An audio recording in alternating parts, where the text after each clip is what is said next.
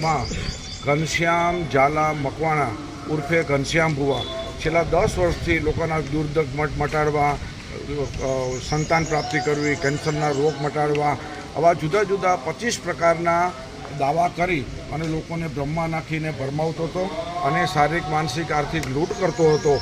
આ ભૂવો અત્યારે ફરાર થઈ ગયો છે અને માતાજી નામે ઘરના પરિવારો 4 સભ્યો છે, ચારેયને 6 માતાજી ધૂણતા આવે છે અને એક ધંધો દુકાન ખોલીને બેઠા છે. કોઈપણ વ્યક્તિ જોડાવા આવે તો એની પાસેથી 101 રૂપિયાની ફી, 51,000 રૂપિયા, 1 લાખ રૂપિયા જેવી ફી વસૂલ થતા.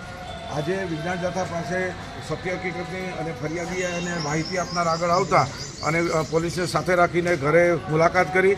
ભૂવો ફરાર છે, અમે એની સામે કાનૂની કાર્યવાહી આરંભી છે. અત્યારે તે ફરાર છે તો કઈ જગ્યાએ છે તેને પણ શોધખોળ ચાલુ છે. તો વિજ્ઞાન જાથા લોકોને અપીલ છે કે આ ઘનશ્યામ ભુવા જેવા આવા લંપટ ભુવાઓ એનાથી સાવધાન રહ્યો.